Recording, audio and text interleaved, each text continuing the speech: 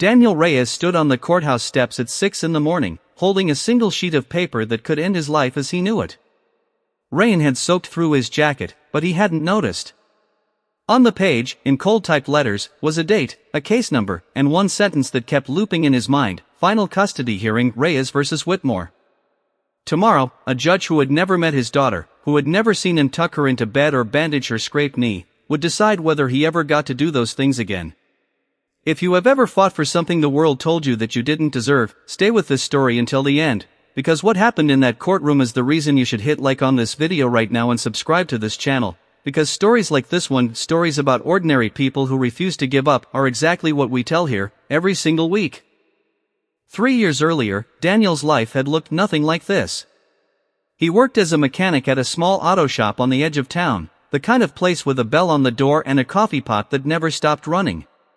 His hands were permanently stained with grease, his knuckles scarred from years of wrenches slipping, but he loved his job, and more than anything, he loved coming home to his daughter, Mia. She was 4 years old then, with the same brown eyes as her mother and a laugh that could fill an entire house. Daniel and his wife, Vanessa, had married young, and for a while, things were good.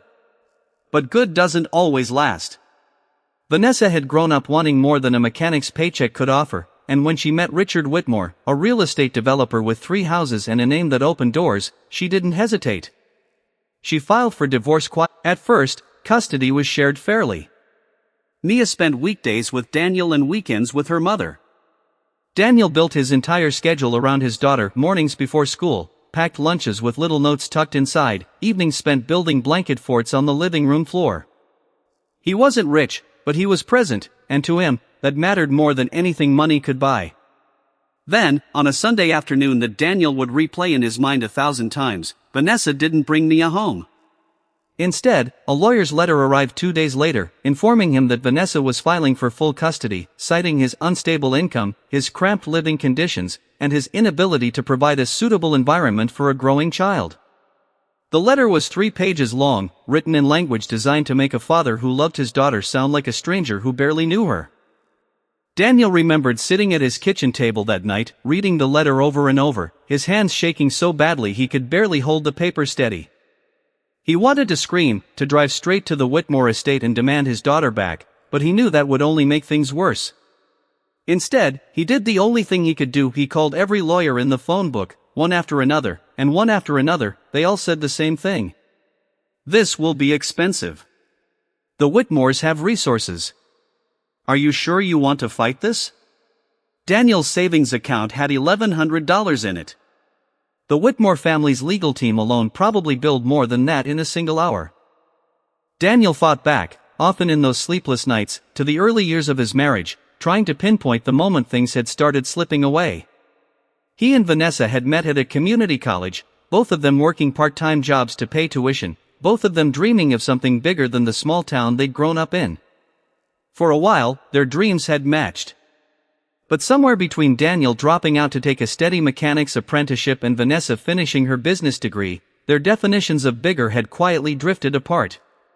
Daniel wanted a modest house, a stable job, and a family that came home to dinner together every night. Vanessa wanted more than that, and there was nothing wrong with wanting more, except that Daniel could never quite give her the more she had started to picture in her mind. He didn't blame her, not really, not even now. He simply understood, with the clarity that only distance and heartbreak can provide, that some marriages don't end because anyone did anything monstrous. They end because 2 people, who once wanted the same small things, slowly grow into wanting very different big things instead. On the 7th call, a young lawyer named Grace Okafor answered the phone herself, no receptionist, no hold music. She listened to Daniel's story without interrupting, and when he finished, she was quiet for a moment before she said, "I'm not going to lie to you. This will be hard, and it might take everything you have.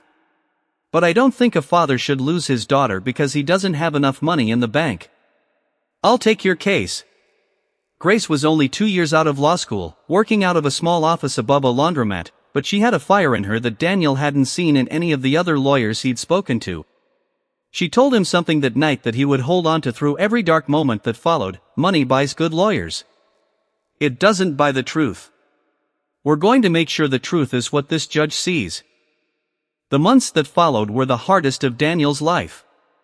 He was allowed supervised visitation with Mia twice a week, 1 hour each time, in a sterile visitation center with fluorescent lights and a caseworker watching from the corner of the room. Mia would run to him every time, wrapping her small arms around his neck, asking why she couldn't just come home. Daniel would hold her and tell her that he was working on it, that he loved her more than anything in the world, and that no matter what happened, he would never stop fighting for her. Then the hour would end, and he would watch her walk away, holding a stranger's hand, back to a house he had never been invited into. Vanessa's lawyer, a sharp, expensive attorney named Marcus Doyle, built his entire case around one narrative, that Daniel was a well-meaning but ultimately unstable father who couldn't offer Mia the life she deserved. He brought in testimony about Daniel's income, his one-bedroom apartment above the auto shop, his irregular hours. He painted a picture of a child who would grow up without opportunities, without a yard to play in, without the private school tuition the Whitmores could easily afford. In one hearing, Doyle held up a photograph of the Whitmore estate, a sprawling white house with a pool and a treehouse, and asked the court, "Is this not simply a better life for this child?" Daniel sat at the defense table, his jaw clenched, feeling smaller with every word. But Grace never let the narrative stand unanswered. She brought in Mia's kindergarten teacher, Mrs. Alvarez, who testified that Daniel was the parent who showed up to every single school event, who volunteered for field trips, who once drove 45 minutes in a snowstorm because Mia had forgotten her inhaler. She brought in Daniel's neighbor, an elderly widow named Ruth, who spoke about the nights Daniel would carry a sleeping Mia up the stairs after a long day, singing softly so she wouldn't wake. She brought in bank statements, not to show wealth, but to show every dollar Daniel had ever spent on Mia's needs, tracked meticulously in a worn notebook he kept in his glove compartment. A house with a pool does not raise a child, Grace told the court. A parent does. Still, the case dragged on, and the financial strain became suffocating. Daniel picked up every extra shift the auto shop would give him, working weekends and holidays, sleeping 4 hours a night so he could afford Grace's reduced fees and the mounting court costs. He sold his motorcycle, the one thing he'd bought for himself in years, without a second thought. He stopped eating lunch most days, telling himself he wasn't hungry, when really he was just trying to save the $6 a sandwich cost. His co-workers at the shop, gruff men who rarely said more than a few words a day, started quietly leaving cash in his toolbox, $20 here, $40 there, never mentioning it, never expecting to be thanked. Small kindnesses, stacking up like bricks, holding him together when he felt like he might collapse. There was one night, in the middle of that long, grinding stretch of hearings and delays, that Daniel almost broke entirely. It was Mia's 5th birthday, and the custody arrangement at the time meant she would be spending it at the Whitmore estate, not with him. He had bought her a present anyway, a small stuffed elephant with a stitched smile, because she had once told him elephants never forget the people they love, and he had driven to the visitation center to drop it off, only to be told the caseworker had a family emergency and the handoff would need to be rescheduled for the following week. Daniel sat in his truck in the parking lot for almost an hour that night, the little elephant still in its gift bag on the passenger seat, and for the first time since the whole ordeal began, he let himself consider stopping. Maybe Vanessa was right. Maybe a girl like Mia really would be better off with a pool and a treehouse and a father who could afford things Daniel never could. It was Grace who talked him off that ledge, not with grand speeches, but with a simple question over the phone. Do you think money is what Mia is going to remember missing, or do you think she's going to remember whether her dad kept showing up? Daniel drove home that night, put the little elephant on Mia's empty bed, and went back to work the next morning like nothing had happened, because nothing had except that he had almost quit, and hadn't. The turning point came almost by accident. Grace had requested Daniel's old text messages and voicemails from the months before the divorce, hoping to establish a timeline of his involvement in Mia's daily life. Buried in an old phone backup was a voicemail from Vanessa herself, recorded 8 months before she filed for custody, a message she had clearly forgotten existed. In it, exhausted and venting after a hard day, Vanessa said something she would come to regret bitterly. "I don't know how you do it every day, Daniel. Mia is so much happier with you. I feel like I'm not even a good mom half the time, honestly." It wasn't a confession of wrongdoing, and Grace was careful never to use it as a weapon of humiliation. But it was undeniable proof, in Vanessa's own voice, of what everyone who actually knew this family already understood, that Daniel was not the unstable parent the courtroom had been told he was. Before the recording was ever played, Grace had one more card to lay down. She called Vanessa herself to the stand, something Doyle had clearly not prepared her for. Grace asked simple, unhurried questions. Who had taken Mia to her first day of preschool? Who knew her allergy medication by heart? Who had been the one to sit up all night the time Mia had a fever of 104? Vanessa, to her credit, did not lie under oath. Haltingly, she admitted that it had almost always been Daniel, that even during their marriage, before any of this began, he had simply been the more present parent, not because she didn't love her daughter, but because her job had demanded long hours and Daniel's schedule, unpredictable as it was, had always somehow bent around Mia's needs instead of the other way around. It was not the story Doyle wanted told, and it was not the story Vanessa had wanted to tell either, but it was the truth, and once it was spoken aloud in that courtroom, it could not be unspoken. When Grace played that recording during the final week of hearings, the room went silent. Vanessa, sitting beside her new husband in a tailored blazer that probably cost more than Daniel's monthly rent, lowered her eyes. Richard Whitmore shifted uncomfortably in his seat. Marcus Doyle tried to object, tried to argue relevance, but the judge, a stern woman named Judge Eleanor Marsh who had said very little throughout the proceedings, allowed it to stand. "I want to understand the full context of this family," she said simply, "not just the version that has been curated for me." Grace also called Daniel's boss, Hector, the owner of the auto shop, to testify, a man who had never set foot in a courtroom in his life and showed up in his one good suit, visibly uncomfortable under the fluorescent lights. Hector spoke plainly, without polish, which somehow made his words land harder than any of Doyle's rehearsed cross-examinations. He told the court that Daniel had never once missed a shift without calling, that he rearranged his schedule around every school event without complaint, and that more than once, he'd seen Daniel eating crackers from the vending machine for lunch because he was saving every spare dollar for his daughter. "I've had a lot of guys work for me over the years," Hector said, looking directly at Judge Marsh. "Danny's the only one I trust with my own kids without a second thought." Doyle tried to undercut the testimony by pointing out that Hector was Daniel's employer and therefore biased, but the remark seemed to land flatly in a room that had already heard, piece by piece, the same story from a teacher, a neighbor, and now an employer who had nothing to gain from lying. The night before the final hearing, Grace sat with Daniel at her cluttered desk above the laundromat, the hum of the dryers below rattling faintly through the floor, and walked him through everything one more time. She had built, over 3 years, an entire case not on wealth or polish, but on consistency, the unglamorous, unremarkable, endlessly repeated evidence of a father who simply never stopped showing up. "Doyle is going to make this about what you can't give her," Grace told him. "Our whole job tomorrow is to make sure the judge sees what you already have given her, every single day, for years." Daniel nodded, staring at the thick folder of testimonies and receipts and school records that represented, in the coldest possible legal terms, the warmest thing he had ever built in his life. The final hearing arrived on a gray Tuesday morning. Daniel had barely slept the night before, running through everything he wanted to say if given the chance to speak. Grace had prepared him for what to expect, warned him that the judge might ask him direct questions, that he needed to stay calm no matter what Doyle threw at him. But nothing could have prepared him for the moment Judge Marsh looked directly at him and asked, "Mr. Reyes, if I award you custody today, what does tomorrow look like for your daughter?" Daniel felt his throat tighten, but he made himself speak. "Tomorrow looks like I wake up at 5:30 to make her lunch before I go to work. It looks like I pick her up from school at 3 because my boss lets me leave early for that, even though it costs me hours I could be earning. It looks like homework at the kitchen table, and maybe not always the fanciest dinner, but always a dinner we eat together. It looks like me being there. Every single day. I can't give her a pool or a treehouse. I can give her me, showing up, for the rest of my life, no matter what." His voice cracked on the last few words, and in the gallery behind him, Ruth, his elderly neighbor, quietly wiped her eyes. Judge Marsh was silent for a long moment, flipping through the thick file in front of her, the testimonies, the notebook of expenses, the teacher's statement, the voicemail transcript, 3 years of a father's persistence documented in exhausting, undeniable detail.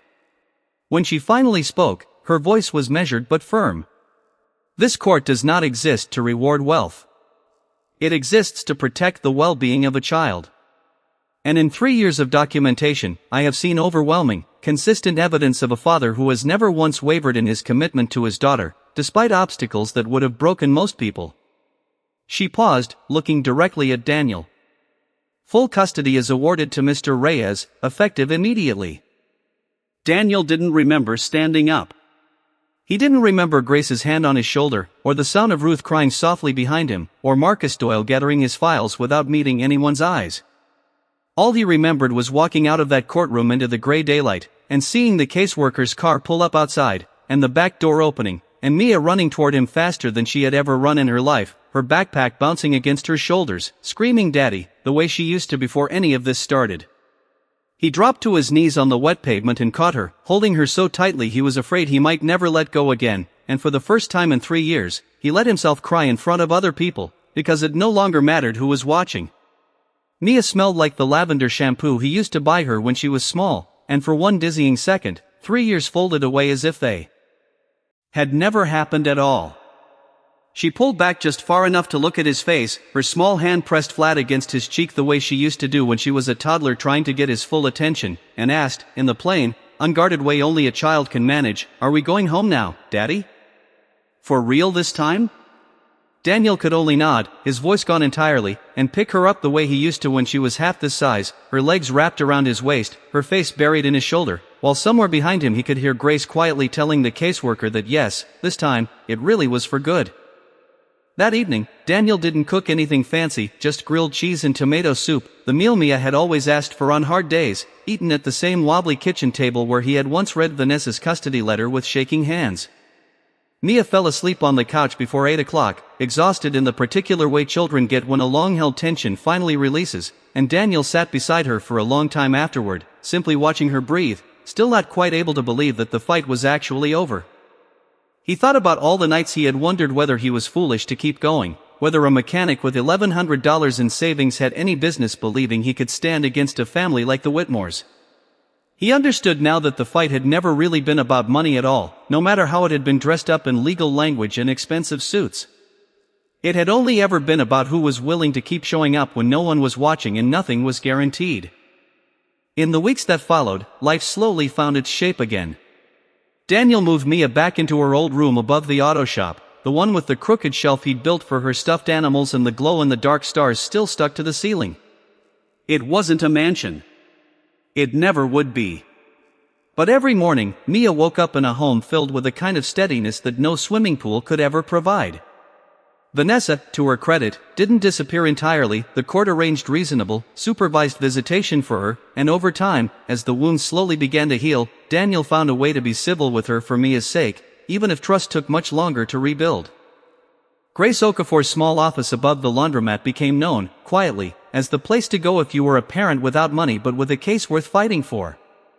She never advertised the story, never used Daniel's name for publicity, but word spread the way it always does in small towns. A shop owner tells a customer tells a friend, and soon enough, Grace had more clients than she could handle, all of them ordinary people who had been told by every other lawyer that their fight wasn't worth taking on. Daniel never forgot the men at his shop who left cash in his toolbox without a word, or Ruth, who had testified in front of a room full of strangers for a neighbor she barely knew before all of this began, simply because she'd seen the truth of his love for his daughter with her own eyes. He started, in small ways, paying it forward, covering a co-worker's rent for a month when times were hard, driving another single-parent's kid to school when their car broke down, never asking for anything in return, because he understood now, more than ever, that it is rarely grand gestures that save a family.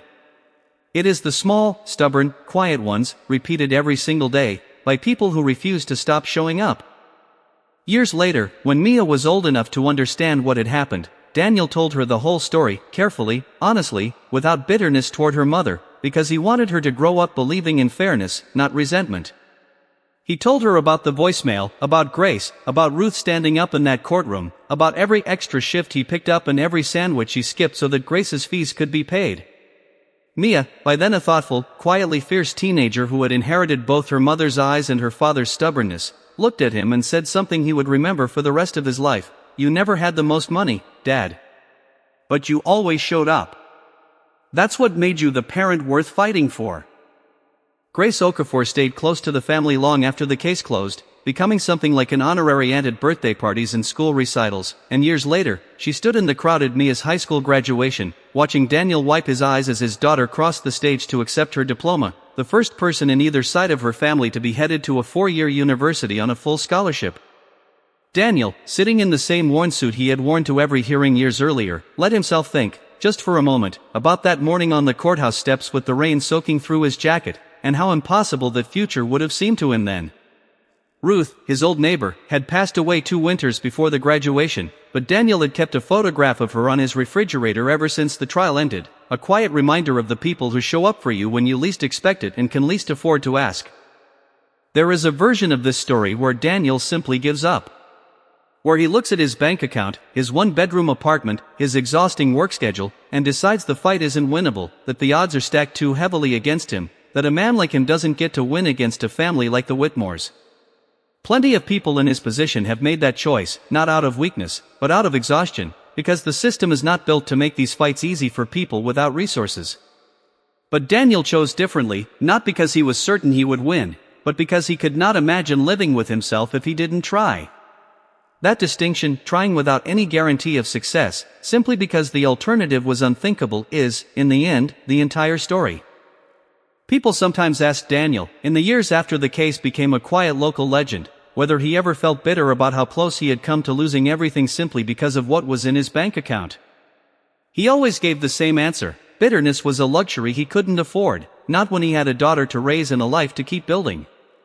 What he felt instead, more than anything, was a kind of stubborn gratitude for Grace, who took a case no one else would touch, for Hector, who left $20 bills in his toolbox and never asked to be thanked, for Ruth, who stood up in front of strangers for a neighbor she barely knew, and for Mia herself, whose small hand on his cheek in a rainy parking lot had reminded him exactly why none of the exhaustion, the missed lunches, or the sleepless nights had ever really been in question.